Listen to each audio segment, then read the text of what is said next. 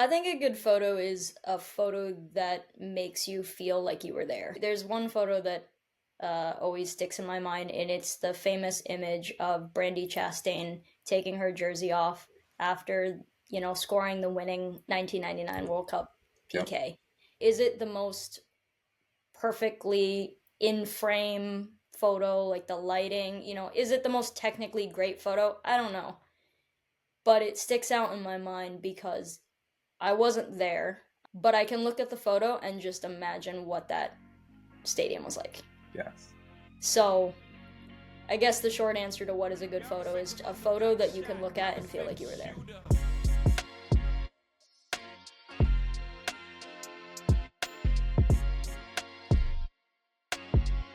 Welcome, everybody. This is Designated Reports Behind the Lens. I'm your host, John L. And I'm being joined today by a South Florida photographer, um, Miss Hannah Kevorkian. How are you? I know that you're just getting off of Unrivaled, which we will definitely get into, but how's everything going? It's good. Thank you for asking. Yeah, it's been very busy these past couple of weeks, but it's been good in a good way. Yeah, yeah. Busy. I mean, it could be the other way around where you don't have anything going on, don't have any For work sure. coming up. So, um, let's start at the very beginning. Just really quick, who is Hannah? How old are you? Where are you from? Where do you live currently? And yeah, just to kind of lay the groundwork.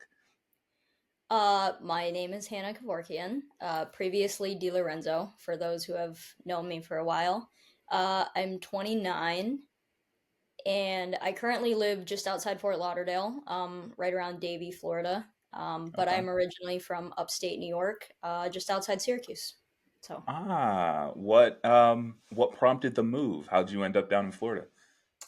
so I moved down to South Florida in 2013, for college. I went to Nova Southeastern University, Okay. in Davie, and then I ended up just staying and going to grad school here as well.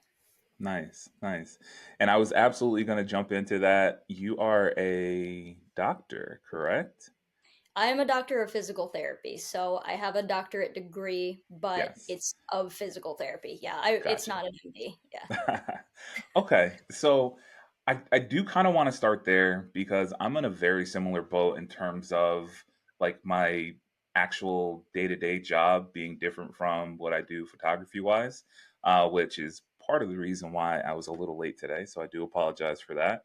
you're fine. Um, but the physical therapy, is that a passion? Is that something that you always wanted to do?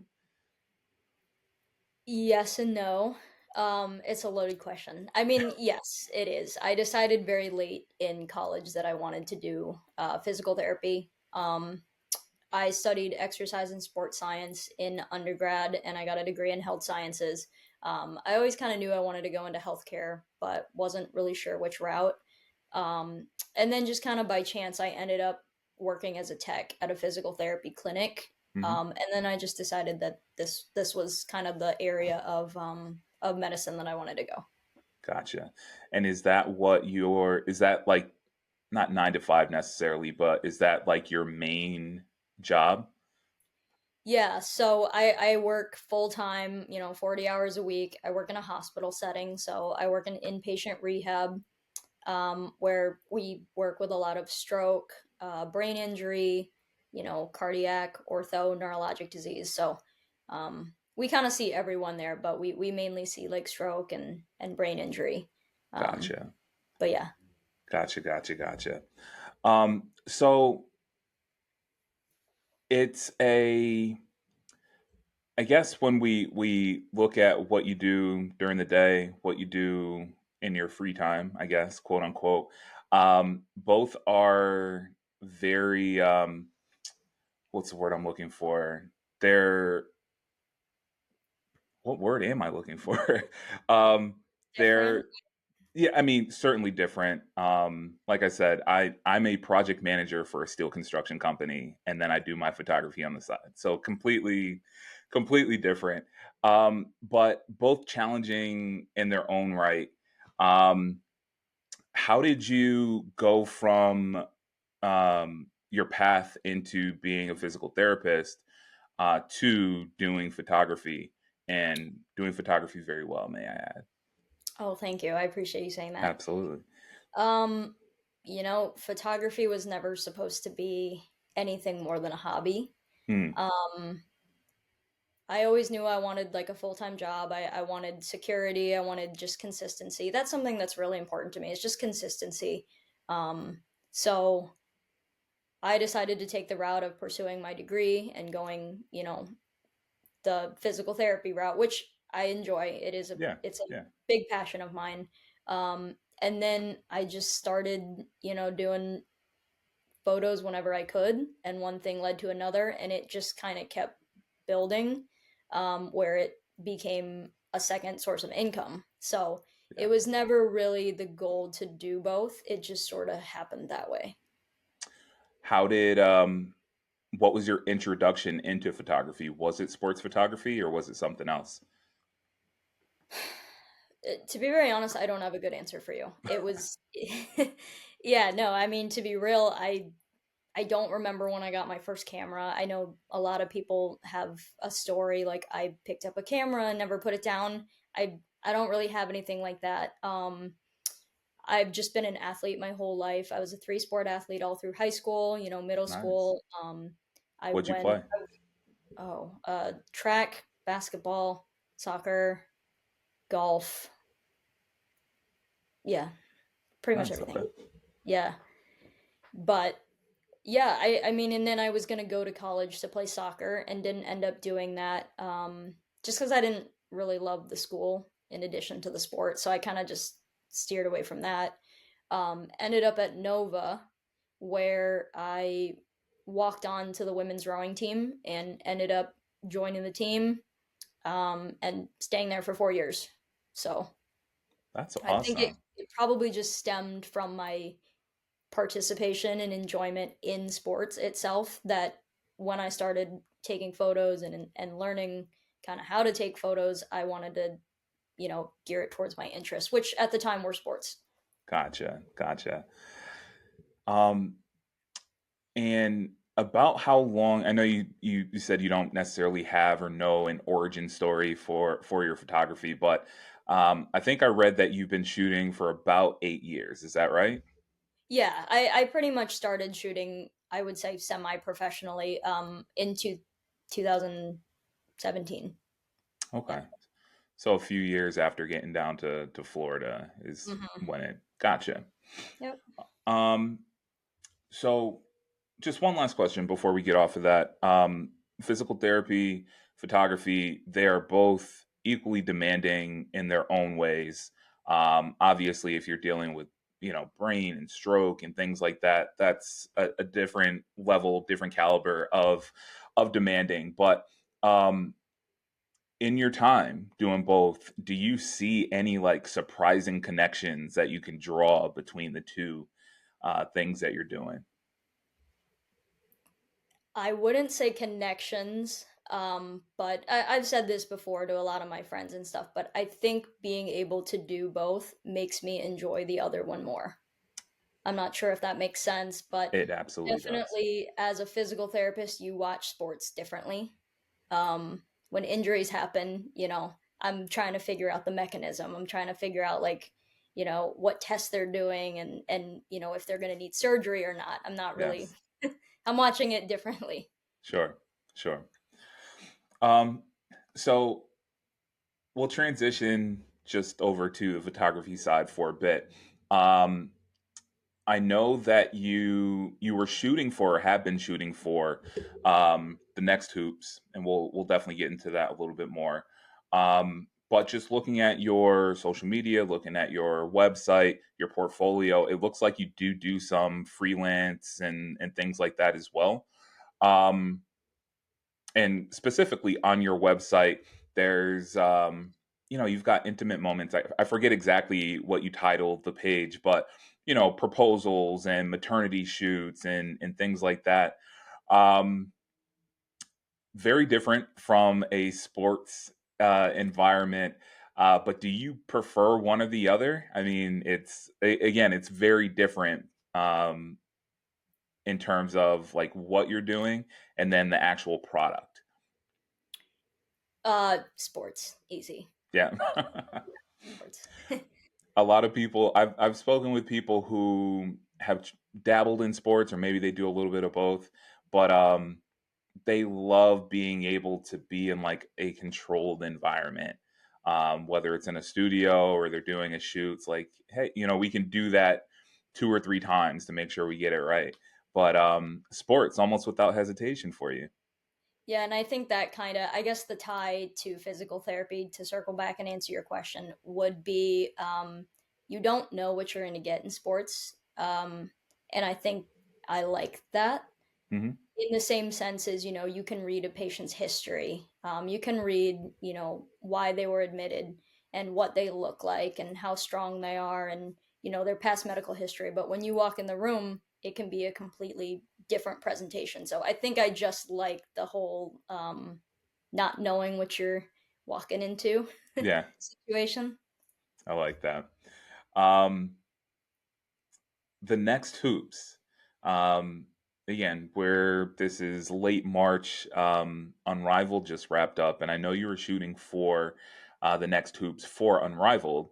Firstly, how did that opportunity come about with the next hoops? And then, secondly, I definitely do want to get into the inaugural season of Unrivaled and your thoughts and experiences with that. But the next hoops, how did that come about? I sent a DM. There you go. There's no, there's nothing more to it. Women's basketball recently has been on the come up in the last few years. Absolutely. And I'll be real, it wasn't something that I normally tuned into. I would watch, the Final Four here and there and tune in during March Madness. But it was never something I regularly followed. Um, but with, the interest peaking in the sport, I kind of was like, this would be fun. I've never shot basketball at all. This looks great.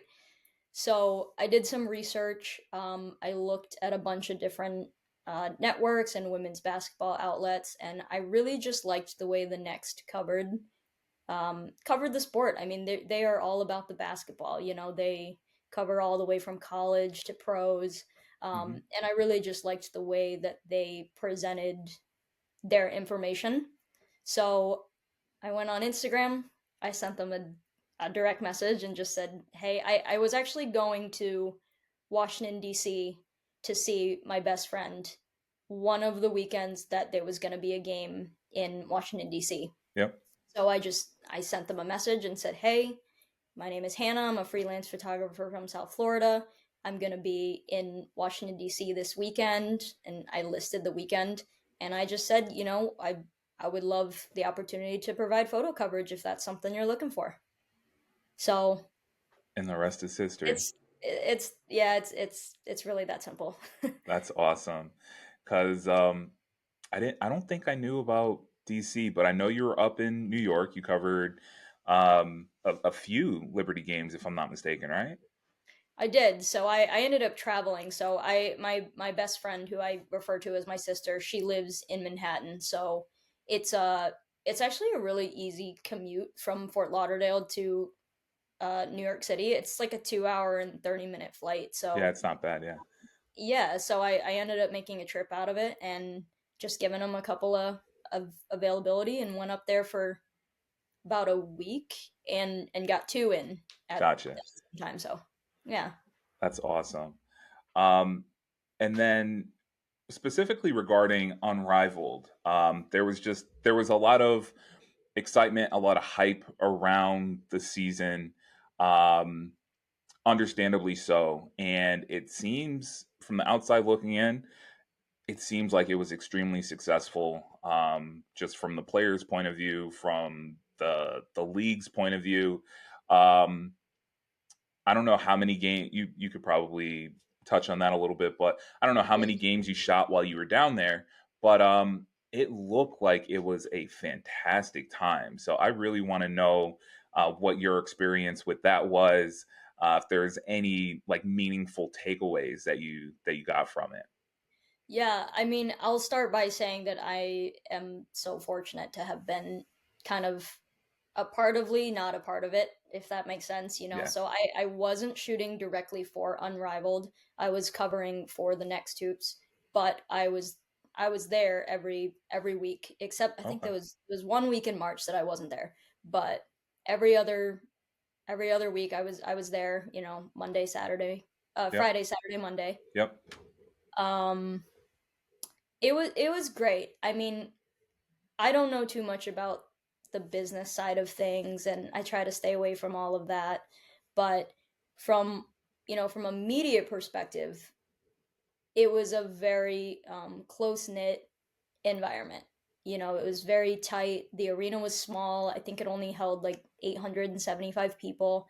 So every seat in the arena felt like a 100 level seat. Gotcha. Um, and I think that was such a nice touch that it wasn't.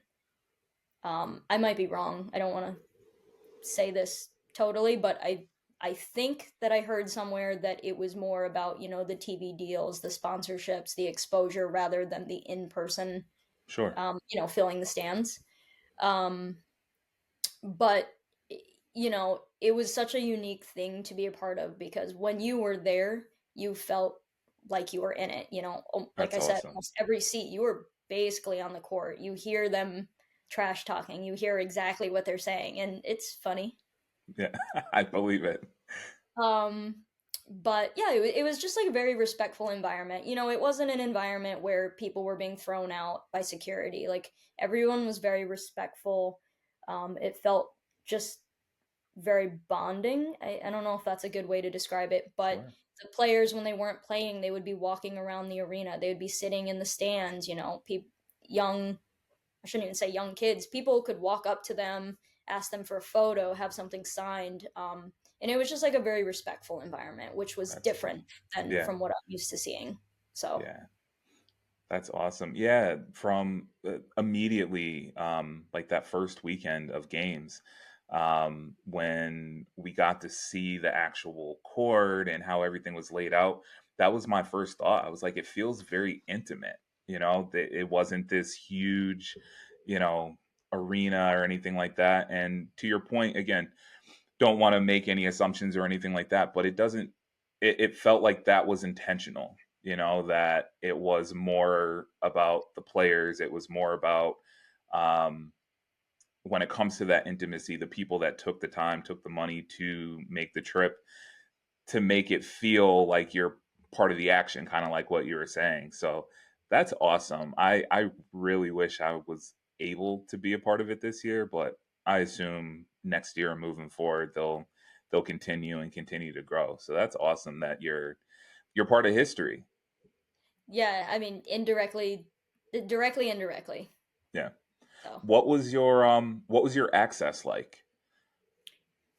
it was pretty good. I mean, the communications team at Unrivaled, you know, I have to shout them out because they're incredible. They're very transparent. They're very welcoming and inviting. I- they you pretty much had open access. I mean, you couldn't go back into the locker rooms or anything like Sure. that. But Yeah. I mean, as far as like the arena and the stands and everything, there wasn't really any rules other than just kind of like stay within your spot. And when there weren't, you know, many photographers, you know, they gave me the okay to kind of move around a little bit. But yeah, I mean, it was not very limiting, but I think all of the media and the personnel that were there had experience in professional sports before Sure. because everybody was moving just really respectfully. Everybody was, you know, kind of staying back. Nobody was really pushing any limits there. So I Yeah. think,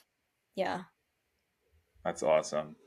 Um, so again, scanning your social media, your portfolio, you've covered a bunch. You've covered the NFL, you've covered WNBA, you've covered soccer.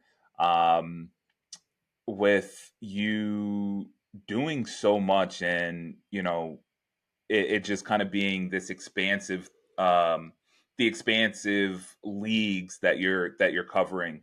Do you have a favorite sport that you shoot, or is there one that's a pain that you that you might get an assignment for that you kind of roll your eyes at because it's not your favorite to shoot?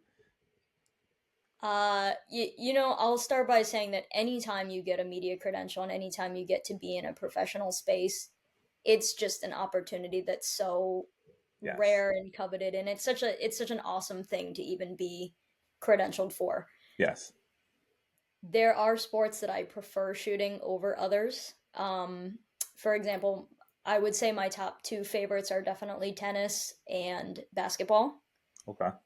and probably one of my least favorites is soccer, just Why? simply for the fact that if the action isn't at your end, Yes, you're not getting anything. yeah. The So, pitch is huge. yes. That So makes that sense. that's more so it's not that it's not fun, but in my experience, they'll score a goal and they'll run the other way. So it Yes, I've is what it is. yeah, I've shot a couple soccer games, and up here in New Jersey. I'm in Connecticut, but I shot down in New Jersey, and Okay, so Red Bull Arena. yeah, yeah, yeah, yeah. And Okay. yeah, before my first time shooting, I just, I DM'd a few people. I think I might have DM'd like Georgia. I know you know Georgia and some other people. And just like any hints, like give me something because I've never shot on a pitch or a field or anything that big. And they gave me some hints, but like you said, I think there was one goal that was scored towards me, and they went to the opposite corner, which I didn't love. And then, yeah, it felt like all the action was at midfield or farther, and I was like, well, this isn't fun. But Well, then it yeah, moves so fast too. So even if I it have, I mean, does. my main lenses are 70 to 2, 300, and like a 24 to 70. Yep. But even if you have that 300, 400, they just move so fast that you could have a perfect shot from midfield past, and then they do one long ball and you got to whip Yes. out your 70 to 2 or Yeah. so. Yeah. Um, So when you're transitioning from basketball and or tennis, and then you're going to a soccer game or whatever the case is, does your preparation change depending on which sport you're shooting, or is it just, or does it kind of remain consistent and you just kind of adjust on the fly if necessary? If I've done the sport before, adjust on the fly. If I haven't, I definitely do some research prior.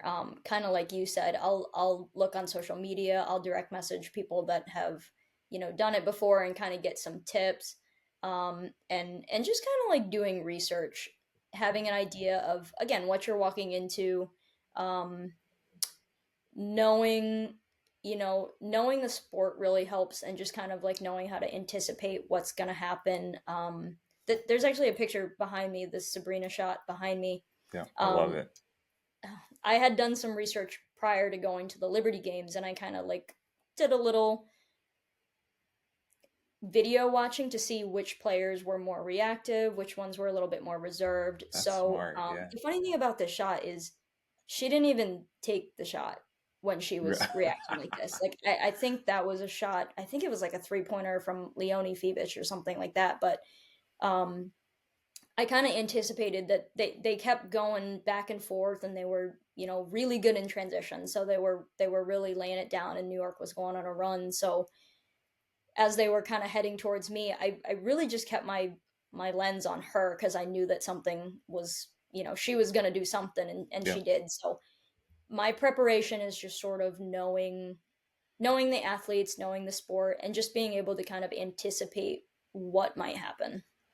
So that's so interesting, and I love the response because a lot of the people that I've spoken with when we talk anticipation, whether they played the sport or not, it's more with regards to the actual game. Like, if you know the game of basketball, you can kind of anticipate the ball going from the top of the key to the corner or something, something like that.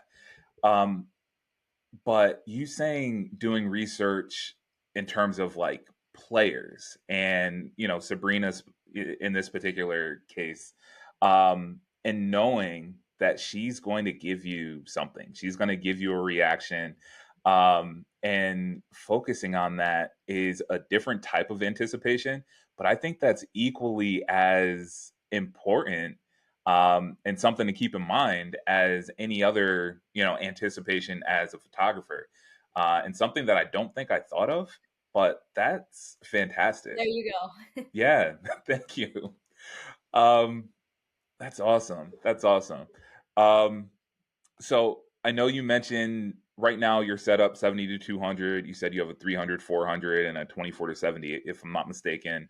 Um, what brand do you shoot with? Um, I actually get asked this question a lot because I get a lot of DMs about this. I shoot on two systems. I shoot on Sony and I shoot on Nikon. I know it's different. Yeah. Um, but before people come for me, let me back that up. I love the color and the softness of Sony. I Yes, think me too. there's like a creamy, uh, elegant feel to Sony.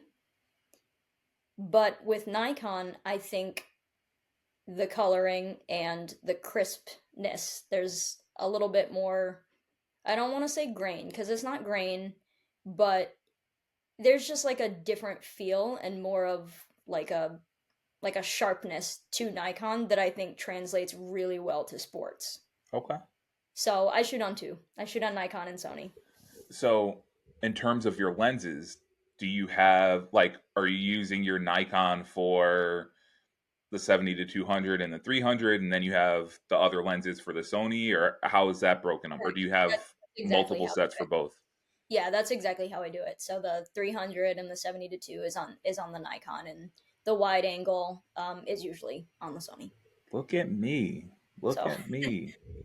Uh, um, and I assume the Sony's definitely mirrorless, Nikon mirrorless as well. yep. Okay. What Yep. I'm a Nikon shooter. I shoot Z6.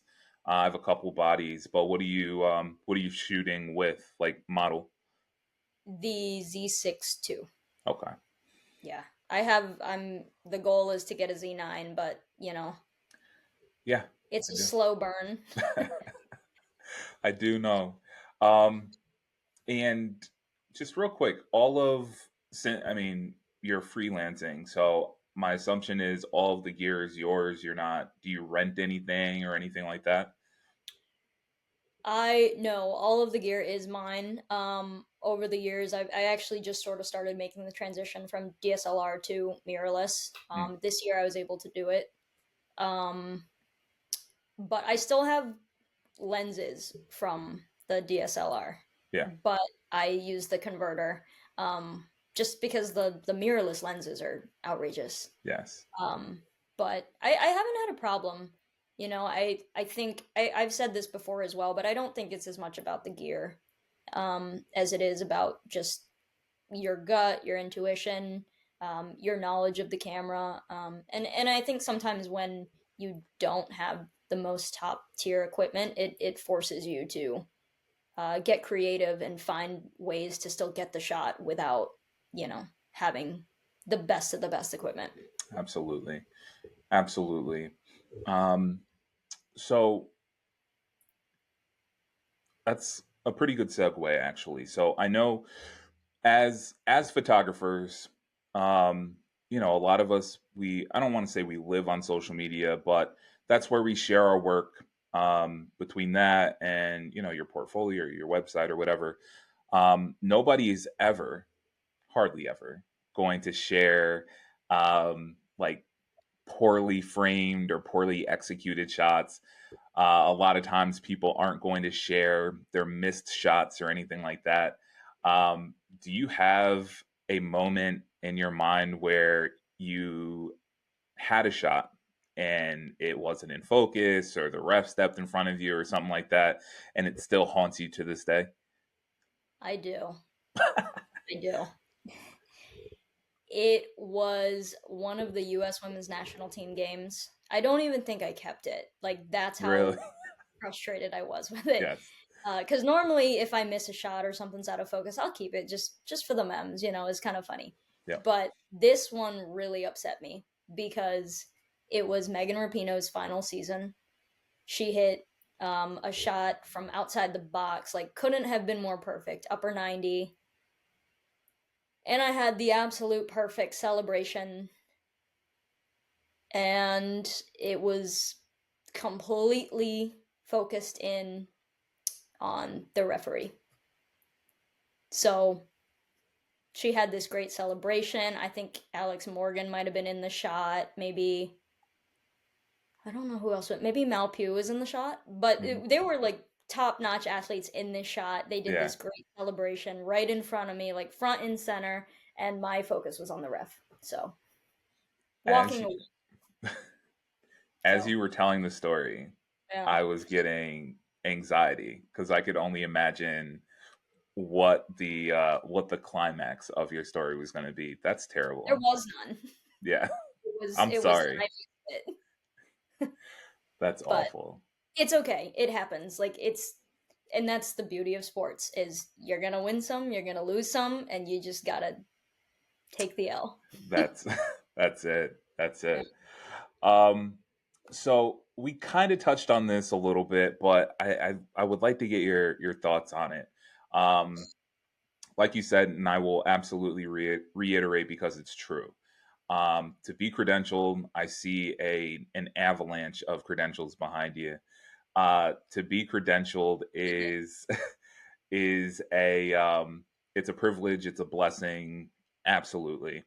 Um, but there are things inevitably that you are going to love and not love about the photography process. Um, let's start with what you love. Um, this could be just being at the games. It could be capturing the moment. It could be your interactions with other photographers or players or whatever. What do you love most about the photography process? Well, I think definitely interacting with other photographers and just kind of seeing how everybody got to where they are. We just touched on it, but again, being credentialed for anything is such a blessing. And I think a lot of times, and I've definitely taken it for granted before. It's a learning curve. When you are new to this professional sports arena, you're gonna make mistakes. You're gonna try to get a shot in a spot that you shouldn't be in. You're Yep, gonna step in front of somebody. You're gonna, you know, be in the wrong place the wrong time, say something to the wrong person. It's gonna happen. I've made mistakes. I'm sure everybody out there has had absolutely. some sort of mishap, but just learning from that, um, and adjusting how you act in the professional space, I think is one of my favorite parts of it is just being able to learn about the flow, the movement. How can I get my shot and then get out of there? I try not to linger too long. If once I know I have the shot, I get out. Um, and that was a mistake I made early. Sure. That I knew I had the shot, but I was just kind of like, okay, but it's Alex Morgan. I'm just gonna stand here, you know. And then realizing that's just, I think, etiquette. So learning etiquette Yes. has been my favorite part. I know that's probably not an expected answer, but learning how to be a professional within that space, I think, is a really unique skill and one I I'm like still that. learning. But Continually seeing learning. continually learning, yeah, and seeing how others navigate, being there as well. We talked about Unrivaled. I'm watching all the Unrivaled photographers, and I think there were only four. I want to say four or five. Yeah, Um, and I was just kind of watching how they moved, watching where they were, when they moved, just to kind of learn how to move myself, how to get the shot but not be in the way. Um, so I think that's my favorite part is just like learning every time you go out there, learning from others without necessarily ever having to talk to them. I like it. I like that a lot. Flip side, is there anything that you dislike? It could be editing. It could be coming home after a long weekend and you have 5,000 photos that you have to sift through. Um, Anything that you don't like? And you could say no. You could definitely say no. I don't have a jarring answer right now, but I mean, definitely calling down your take is really hard. That's just when you have, you know, 10 of very similar shots, but you know they're all good, like picking one to Yes. showcase. Um, Definitely the food in the media rooms is not it. Like, don't get me wrong, I'm appreciative that they're providing food for us, but Yeah. it's not usually the best. It always gives me kind of a stomach ache. So, but Gotcha. yeah, Gotcha. yeah, that's I don't really have too much that I dislike. I mean, it's one of those things that as it comes up, I'll be like, oh, that's annoying, but Yeah. nothing really sticks out. No. Okay. Um, and then photos. At the end of the day, photography is an art form, right? So what I may like, you may not, or the way I take a photo or edit a photo may be something that speaks to me, but not necessarily you. Um, so kind of with that in mind, what would you consider a good photo? I think a good photo is a photo that makes you feel like you were there. Um, you know, I think back to there's one photo that always sticks in my mind, and it's the famous image of Brandy Chastain taking her jersey off after scoring the winning 1999 World Cup Yep. PK. And about that image is just like to me, is it the most perfectly in frame photo, like the lighting, is it the most technically great photo? I don't know. But it sticks out in my mind because I wasn't there. At the time, I was 4 years old. But I can look at the photo and just imagine what that stadium was like. Yes. So I guess the short answer to what is a good photo is a photo that you can look at and feel like you were there. I like that. Just real quick, I'm looking at your background. I see a keyboard. Do you play piano? Not really. I mean, like casually, but no, not really. Okay. Just wondering. I'm a pianist. Okay. Um, so yeah, just wondering. My husband and I share an office, and my side is obviously this side. I'm not going to show Yes. you his side, but they're very, very different. So I had to actually sit with my back to my side just so you didn't see his side. They're Gotcha. very different. It's funny because you can definitely like when you walk in the room, you know whose side is who. Gotcha. So, Um, and then also, again, just looking in your background, one of the questions I did want to ask you is if you printed out photos. Um, Reason being, and I'll definitely let you answer. Um, with the rise of TikToks and Reels and whatever, video is something that is heavily relied upon, especially in the social media realm. mhm, Um, while I think we're capable of doing some video if we truly had to. If somebody said, "Hey Hannah, can you take video of this event or this game or whatever?" I'm sure you could do it. But I think there's something intimate about a photo because it's tangible. You can print it out, you can put it on a wall, you can put it in a book, you can just something about being able to touch a photo I think is really cool, whereas a video, if you don't have a phone or a TV or some sort of screen, there's mhm. nothing you can really do with it. um what what does a photo have to do or be in order to get printed out and put on your wall in the office? Um, it has to have color. Okay.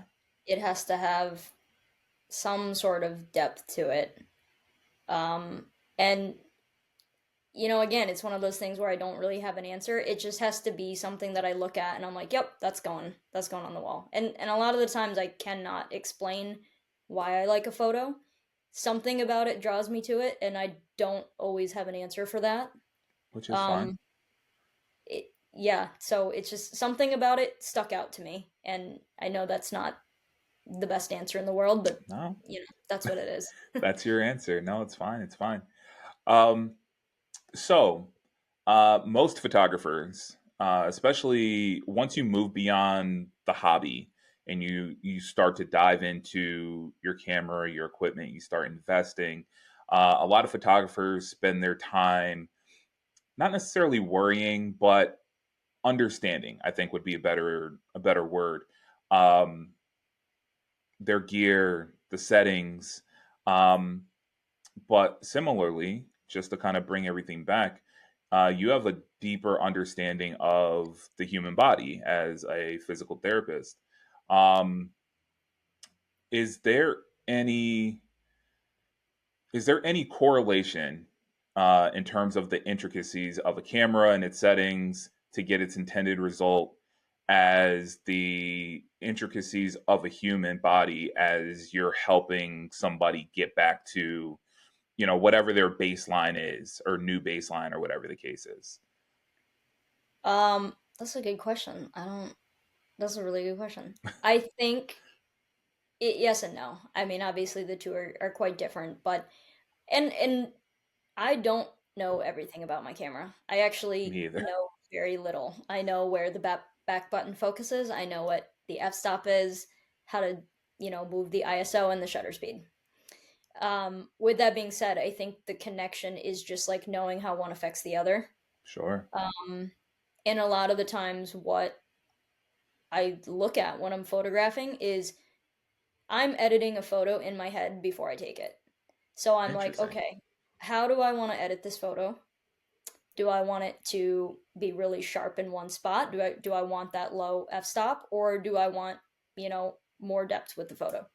So those are things that I take into consideration, um, just what I'm expecting from the photo. And again, I do a lot of editing in my head, so I just kind of go based on like what I think I want the photo to look like, and then adjust from there.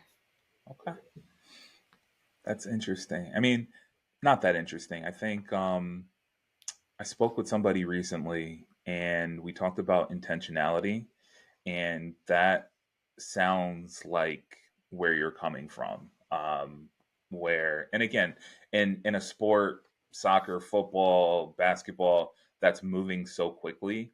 Um, to take a second to actually think about what your intention is, I think that goes a long way, because now instead of just sitting there, you know, spray and pray and hopefully you get something good, taking that extra beat to like really think about it makes a difference. But to that point as well, the funny thing is some of the best photos I've taken, in my opinion, some of my favorite photos I've taken have been accidental. Really, Mm-hmm. give me So, one example. uh, um, hmm.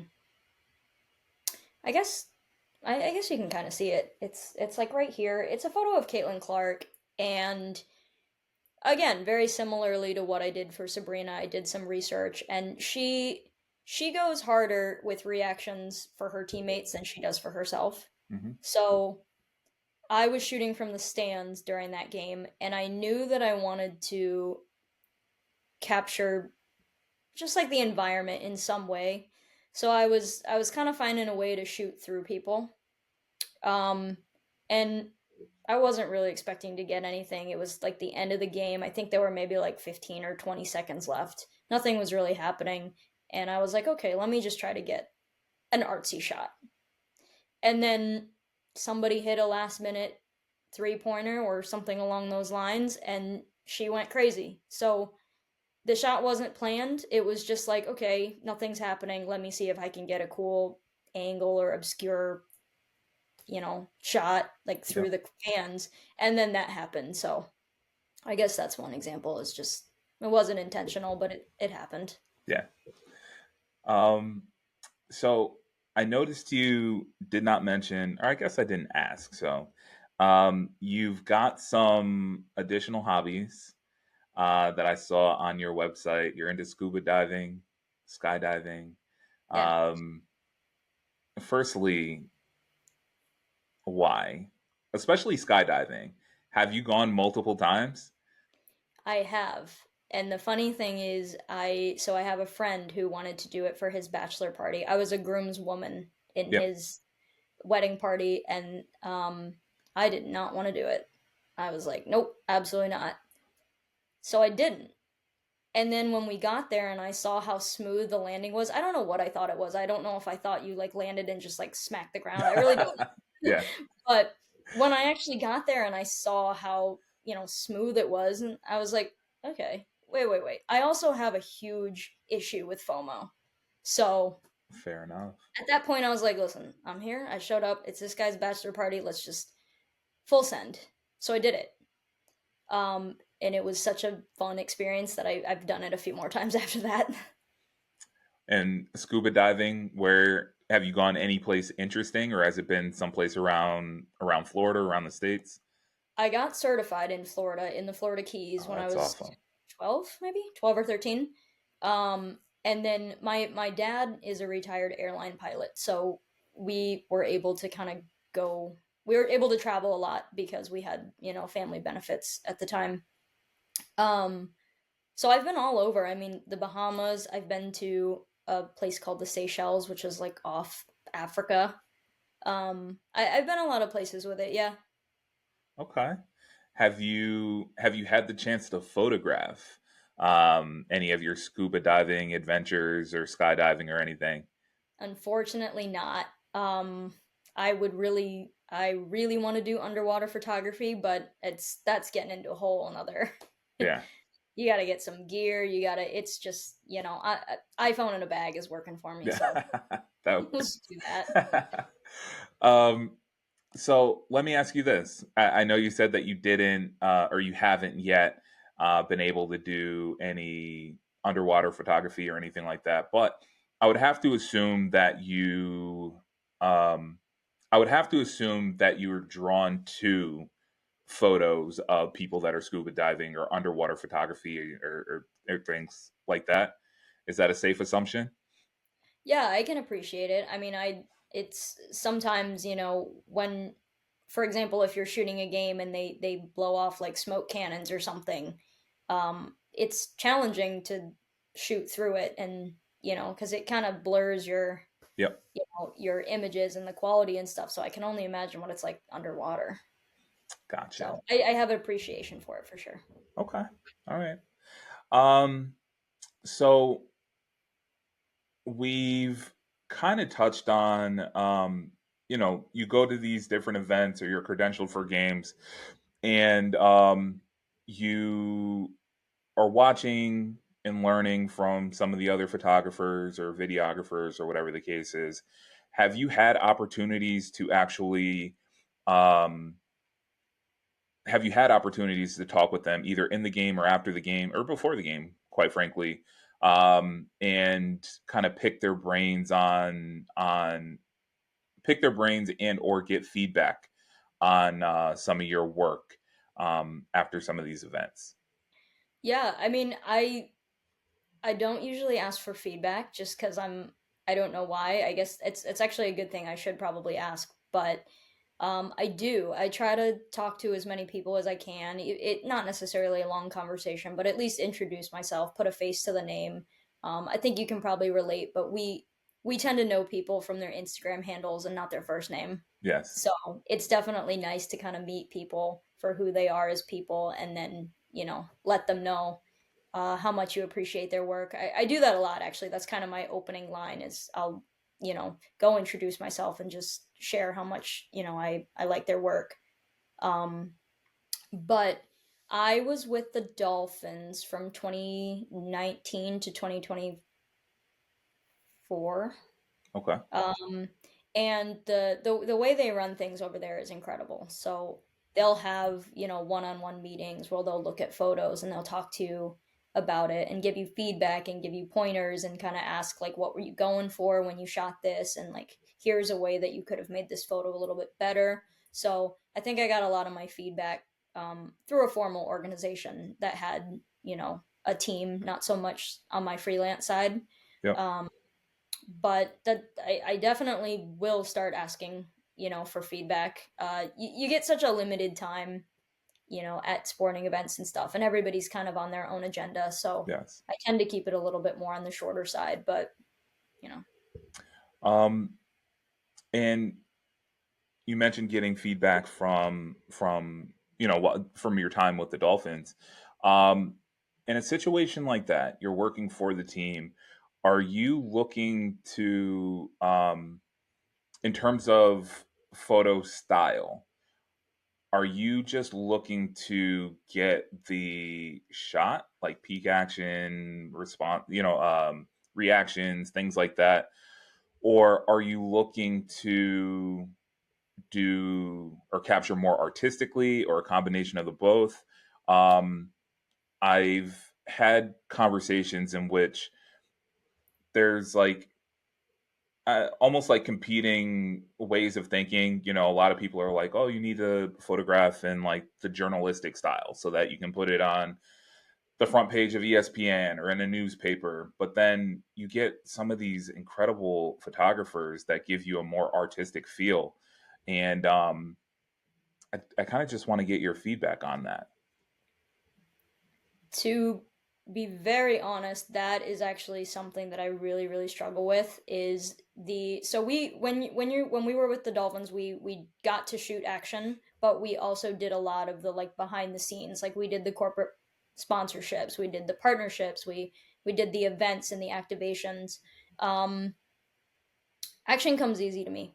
Like I said, I know sports. I know how to anticipate. I know where to point my lens for the most part. Yeah. And I can usually come away with some really, what I think are great images of action. It's the other stuff that I really struggle with. Um, Digging down and kind of finding those artistic angles. I think I've gotten a little bit better at it because I looked and watched how other photographers approached it. Yeah. But I know that I still have a really long way to go in that avenue, because that is the more challenging side. Like you said, like they need the generic, signage for, their corporate sponsor. Yeah. But how can you make that corporate sponsorship look like the best image ever? Yes. So that's a challenge that, I is still really, really hard for me. I'll be honest. That's the hardest photography for me, is creating, incredible, like really eye-catching images of a very basic thing. Yeah. Yeah. So I'm right there with you. I think for me as well, I think the photographing the action comes pretty easy, and I feel like I get some pretty good shots. But like you said, the artistic portion of it, and finding different angles, and sometimes it's a matter of like positioning. Sometimes it's the anticipation that we spoke about. Sometimes it's kind of like what you talked about with Sabrina, where, instead of following the person who shot it or following the ball, you kind of lock onto one person and, magic happens. So, um, I'm glad I have something in common because, yeah, it's tough sometimes because you look on social media and you're like, geez, like how did they get that, or what was going through their mind? And I'm yeah, I'm saying trying to get that's better the too. pretzel I've ever seen. Like I don't know how to do that. Yeah, yeah. So Um, what's a what's a lesson that you've learned from photography that you now apply to your life? For me, it's always take the shot. I actually got that. I stole it from another photographer, Lamar, a few years ago, but I try to implement it every day. Always take the shot. Kind of the worst that could happen is you fail, but you learn from it, you move on, and you grow from it. Is there anything that you've learned from your photography that you can apply to your life? Um, I guess kind of similar to what I was saying before, just you're gonna take a lot of bad pictures. Like you're gonna take a lot of out of focus shots. You're gonna take a lot of images that have no context whatsoever. And that's okay because you don't learn from good photos. You know, you learn from the mistakes that you've made in your quote bad photos that are Hmm. gonna you're gonna carry forward to not do again and try to avoid in the future. So I guess I can tie that to life as well as just, you're going to make mistakes. And this sounds so cliche, but it's true. No, I mean, yeah, it's not how many mistakes you make because, like, we're human. I make mistakes all the time, probably like 50 a day, but it's what I'm going to take away from it. And, I'm still going to continue to make the same mistakes over and over again. And then one day I'm just not. So yeah, just be patient. Like, don't put pressure on yourself. I mean, it is what it is. You get what you get, and the next time you're gonna get better. So agreed. Um, so, in the realm of sports, do you have any dream projects or bucket list events that you would want to shoot in like the next 5 years, the next 10 years? I do. I smiled when you said that because I haven't projected it much, and I kind of like suppressed what my goal is. I know that you're supposed to speak it into existence, so I guess this is me doing so. But there was a photo that stood out to me from the 2024 Olympics of a group of photographers, and there was maybe 10% of them were women. So my dream bucket list project is LA 2028. Um, yeah, I just want to get there in any space that I can. I want to be a female photographer covering female sports, um, and just be a part of. I think the coolest thing about being a sports photographer is you show up and you leave potentially documenting history. Yes. You know, those photographs that you people don't even have to watch sports and they know, they've seen Lisa Leslie's first dunk. They've seen that photo of Abby Wambach literally getting staples in her head and she wasn't even off the pitch. Tara Davis Woodhog winning her first gold medal, and Simone Biles and Jordan Childs, giving Rebecca Andrade her flowers on the podium. Yes. You don't Yes. even have to Yes. be a Yes. sports fan to know what we're talking about. So That's a I think beautiful that's thing. just such the coolest thing to be able to do. Yes, and we are going to speak it into existence. We are going to see you at the Olympics. Um, I can only imagine some of the things that you're going to capture. So I'm excited to see that happen. We're definitely going to speak it into existence. I hope so. Um, Yeah, this is me putting it out there. yes. Um, and then kind of piggybacking off of that, you've already photographed just like some of the biggest sports leagues and events. But if you could shoot a non-sport event or subject, what would that be? A concert, a anything? Yeah, honestly, probably like the Grammys or something. I Okay. don't really have anything, Yeah, a concert for sure. I've been trying to get into concert photography. It's a hard space to get into. I guess Yes. just the same way they probably feel getting into sports is. But yeah, the Eras tour. Yes. Yeah, that's a sad story. I know we were trying to make that happen for you, but It uh, wasn't. um, and I'll leave you with this. And this has been a constant question that I've asked everybody this year. Um, what is a misconception about sports photography um, that the average person, the person who's scrolling their phone or on social media, a misconception that that person would not realize about what you do as a sports photographer? Probably that all sports are the same because Interesting. they are absolutely not. I think a lot of people when they think sports photography. It's like, oh, you need to be fast. You need to, you know, it's going to be quick, which it is, but it is very sports specific. So I think that would be the misconception is, no sport is the same, and the way that you approach, anticipate, and shoot it is totally different. Okay, I like it. Um, and actually, I have one more question for you now that I'm thinking about it. Yeah. Um, skydiving, scuba diving, shooting a championship game, which would give you the biggest adrenaline rush? Well, skydiving because you can die, but Fair enough. I mean, scuba no. diving too, In all theoretically. seriousness, it's funny that you asked me that because it would be a championship game. Because Okay. again, you're a part of history and you don't know what's going to happen, so you gotta be present. Do you have a Do you have a preference for which championship game you would want to shoot? Like which league? Uh, Probably the Super Bowl. It's the Super Bowl, Yeah, and you get a concert in there. that's So the very Super true. Bowl, yeah. You'll kill two birds with one stone if you're able to get to the There Super you go. Bowl. So Finally, it's the Super Bowl. perfect, perfect, perfect, perfect.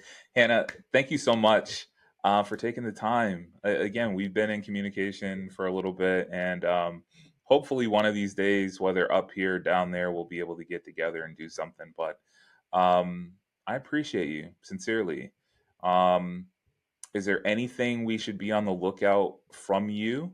I'll have your social media and your website and everything, but anything else we should know about? Um, no, well, before I appreciate you as well. I mean, like you said, you just came straight from work. You're doing an awesome job running I behind the appreciate it. lens. I think it's such an important thing to lift other creators up and highlight them. Um, I think in this space, it's very easy to feel competition and like you need to outdo each other or that you guys are in competition for each other's jobs. And while it's a tough business to be in, I think it's always really important to, you know, support each other because no photographer is the same, no videographer is the same. Yes, So I really appreciate you kind of highlighting all of the creators that you do and just giving the space for people to kind of um, show off their talent and not so much put two people against each other. So I I think it's appreciate just a that. really nice thing that you do. Thank you very Um, much. but yeah, I guess in terms of what's coming up next, I Miami Open and Final Four. I will be at Final Four in Tampa. I So love it. So you did. I know we were trying to get you into the Miami Open. You're good. You'll be there. we are good. Yeah, yeah. I'm Perfect. gonna probably pop out tomorrow. So Awesome. Awesome. Definitely will be on the lookout for that. Um, Hannah, again, thank you so much. I'm sure we'll be in touch. But again, I appreciate you taking the time out of your busy schedule, your busy life to come and sit and talk to me for a little bit. Um, it was thank great you. to chat. I'm grateful that we finally got to do this. So thank Yes, you. absolutely. Have a wonderful night. Um, Good luck at the Miami Open. I know you're going to kill it. Final Four. I know you're going to kill that. Again, we'll be locked in. Can't wait to see what you capture. Thank you. Talk to you soon.